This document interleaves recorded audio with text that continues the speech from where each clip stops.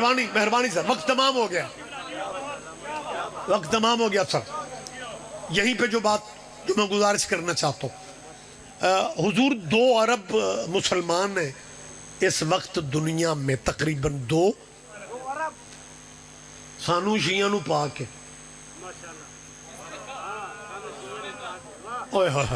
میں بعض دفعہ خود ہی لطف لے جاتا ہوں۔ اس ضیاء الحق کے دور میں ہم کافر تھے،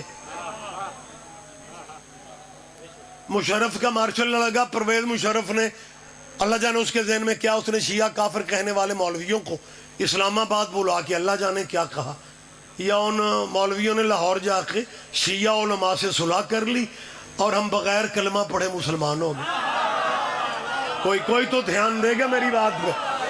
بہت شکریہ، آپ جی ہیں سر، کیا کہنے، سارے جواب دیں گے آپ، مہربانی ہے میری جان، آپ سے اللہ سلامت رہیں، بہت شکریہ سر۔ لہذا میری مسلمانوں سے اپیل ہے کہ اس وقت 2 ارب کے قریب مسلمانوں کی تعداد ہے، اور ان کے جتنے فرقے بنا لو، جتنے مسلک بنا لو نا، کم از کم اس سوچ پہ سارے اکٹھے ہیں، اس سوچ پہ، کس پہ کہ جی ذی الحج جو ہے ابراہیم کے بیٹے کی قربانی کی یاد ہے، اس پہ اکٹھے ہیں نا۔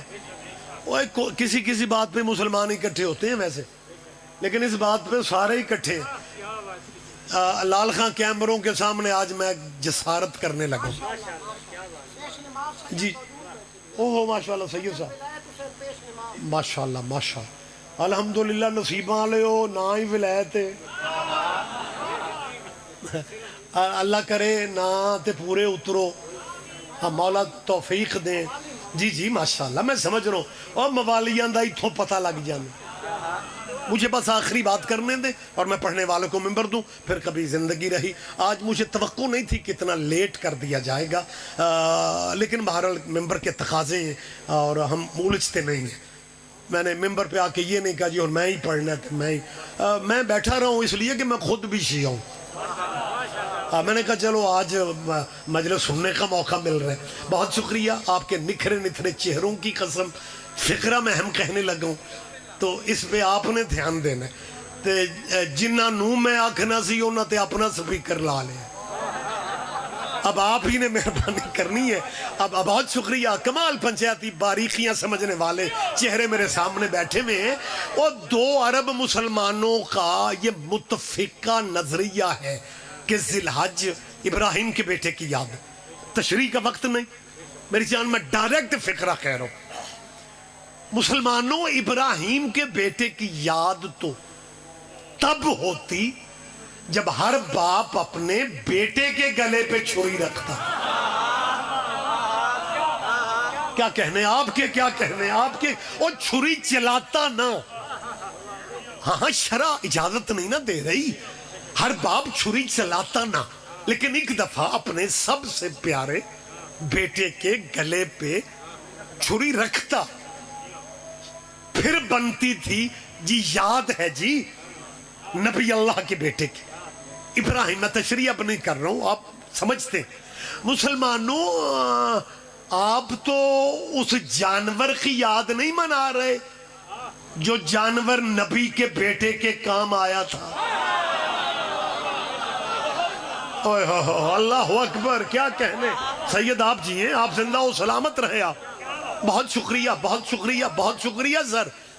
مسلمانوں، آپ تو اس جانور کی یاد منا رہے ہیں، اور ذی الحج منانے والوں، ذی الحج خواب ہے، محرم تعبیر ہے۔ یہ میں نہیں کہہ رہا، قرآن کہہ رہا ہے۔ قرآن اگر سپیڈ پڑھنا ثواب ہے، پھر سمجھ کے پڑھنا بھی ثواب ہے۔ ابراہیم نے کہا تھا یا بنیا، قبلہ تائید فرمائیں گے، یا بنیا انی ارا فی المنام انی اذبحک، بیٹا میں نے خواب دیکھا ہے، میں تجھے ذبح کر رہا ہوں۔ اگر نبی اسماعیل ہم جیسے نبی ہوتے نا تو اسماعیل آگے سے کہتے بابا چھوڑے، خواب خیال ہوتے ہیں، لیکن قرآن کہتا ہے جب باپ نے کہا نا میں نے خواب دیکھا میں تجھے ذبح کر رہا ہوں، آیتیں کہہ رہی ہیں، اسماعیل نے آگے سے کہا یا ابت افعل ما تؤمر، بابا جو حکم ہوا ہے وہ کرتے کیوں نہیں؟ تو یہ مہربانی مہربانی مہربانی، وقت تمام ہو گیا۔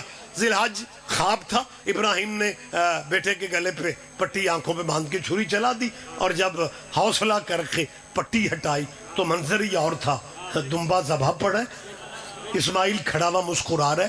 تو علماء اسلام سارے کہتے ہیں وہ دمبا اللہ نے جنت سے بھیجا تھا. یہ وہ دمبا ہے جس کے ماں باپ، جس کا سلسلہ ہے سسٹم وہ آنے جانے کا نہیں ہے. اللہ نے ڈائریکٹ. آج تبلیغ مسیتوں سے نکل کے یونیورسٹیوں میں پھر رہی ہے. اسلامیات پڑھانے والا ٹیچر محرم سے پہلے پتہ ہے کیا کہتا ہے؟ بچوں ہم اہل بیت کے منکر نہیں ہیں، لیکن یہ جو شیعہ گھوڑے پہ چادر ڈال کے لے آتے ہیں نا سڑکوں پہ، ہم بھی سلام ضرور کرتے اگر یہ گھوڑا کربلا والا ہوتا. چل یہ گھوڑا تو کربلا والا نہیں ہے، تو جن دمبوں کو مہندیاں لگا کے پھرتا ہے یہ جنت والے ہیں. کہیں تو میری بات پہنچے گی. آپ جیئیں سر، آپ زندہ و سلامت رہیں. اور تم ابراہیم کے بیٹے کی یاد تو نہیں منا رہے، تم تو جانور کی یاد مناتے ہو. جو جانور نبی کے بیٹے کے کام آیا تھا. پنچایتی بندے یہاں بیٹھے ہوئے ہیں، اس کا مطلب ہے مسلمانوں کا سلسلہ قربانی بتا رہا ہے کہ جو جانور بھی کسی نبی کے بیٹے کے کام آ جائے اس کی یاد منانی چاہیے. اب اپنے مذہبوں میں رہ کے سوچنا، جو دمبا ابراہیم کے بیٹے کے کام آ جائے اس کی یاد مناتے ہو، اور جو گھوڑا محمد کے بیٹے کے کام آ جائے.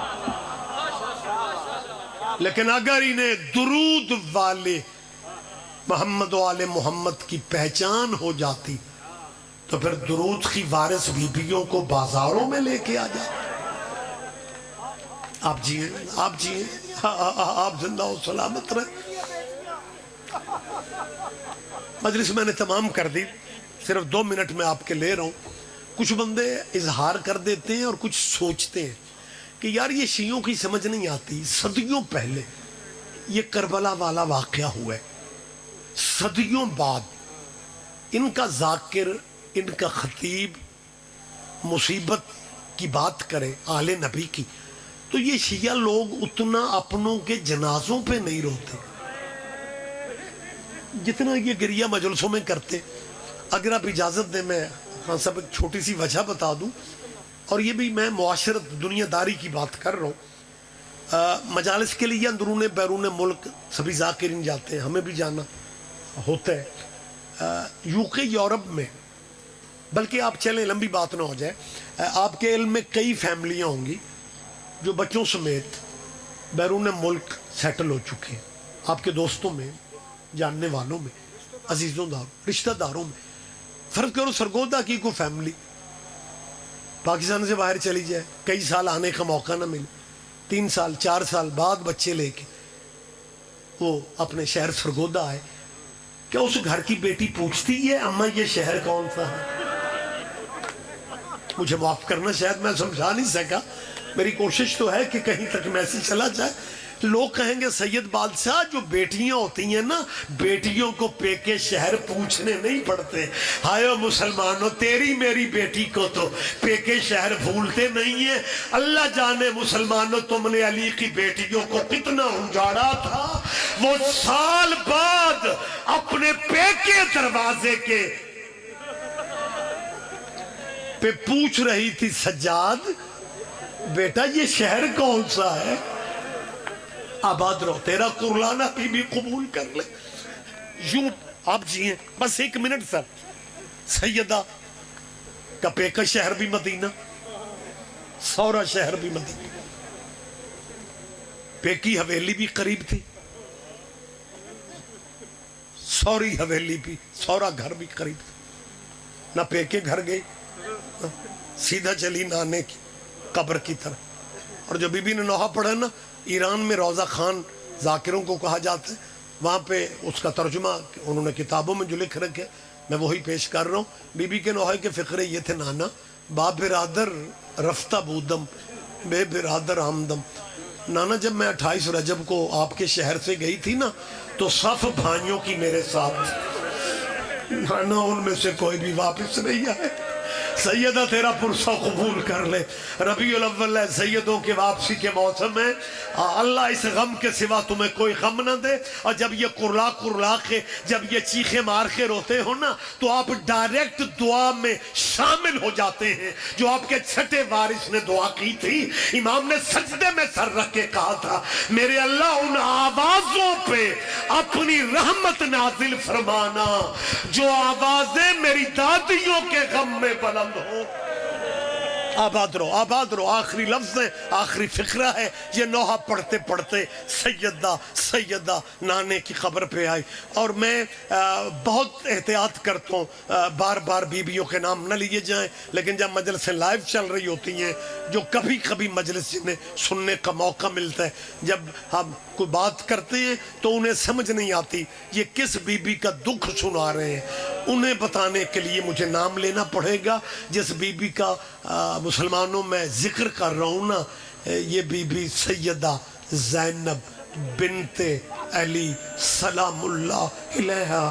یہ تمہارے نبی کی بیٹی ہے.